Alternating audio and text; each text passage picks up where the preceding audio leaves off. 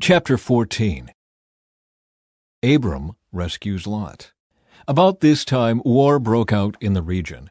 King Amraphel of Babylonia, King Arioch of Elasar, King Chedorlaomer of Elam, and King Tidal of Goyim fought against King Bera of Sodom, King Bersha of Gomorrah, King Shinab of Admah, King Shemeber of Zeboim, and the king of Bela, also called Zoar. The second group of kings joined forces in Siddim Valley, that is, the valley of the Dead Sea.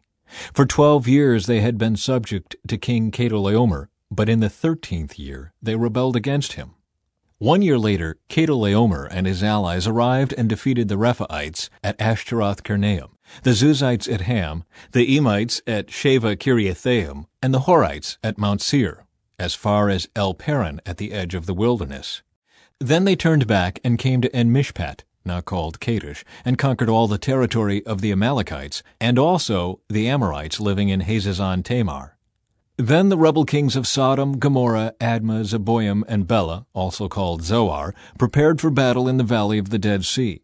They fought against King Chedorlaomer of Elam, King Tidal of Goyim, King Amraphel of Babylonia, and King Arioch of Elasar, 4 kings against 5.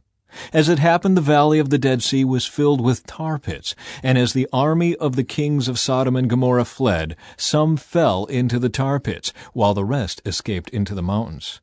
The victorious invaders then plundered Sodom and Gomorrah and headed for home, taking with them all the spoils of war and the food supplies. They also captured Lot, Abram's nephew who lived in Sodom, and carried off everything he owned. But one of Lot's men escaped and reported everything to Abram the Hebrew, who was living near the oak grove belonging to Mamre the Amorite. Mamre and his relatives Eshcol and Aner were Abram's allies.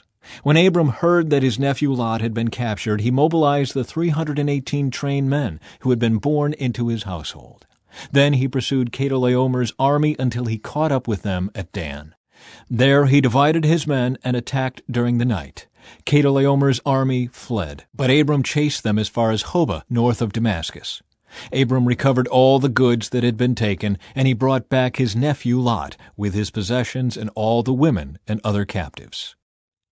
Melchizedek blesses Abram. After Abram returned from his victory over Chedorlaomer and all his allies, the king of Sodom went out to meet him in the valley of Sheva, that is, the king's valley. And Melchizedek, the king of Salem and a priest of God Most High, brought Abram some bread and wine. Melchizedek blessed Abram with this blessing. Blessed be Abram by God Most High, creator of heaven and earth, and blessed be God Most High, who has defeated your enemies for you. Then Abram gave Melchizedek 1/10 of all the goods he had recovered. The king of Sodom said to Abram, "Give back my people who were captured, but you may keep for yourself all the goods you have recovered." Abram replied to the king of Sodom, "I solemnly swear to the Lord God Most High, creator of heaven and earth, that I will not take so much as a single thread or sandal thong from what belongs to you.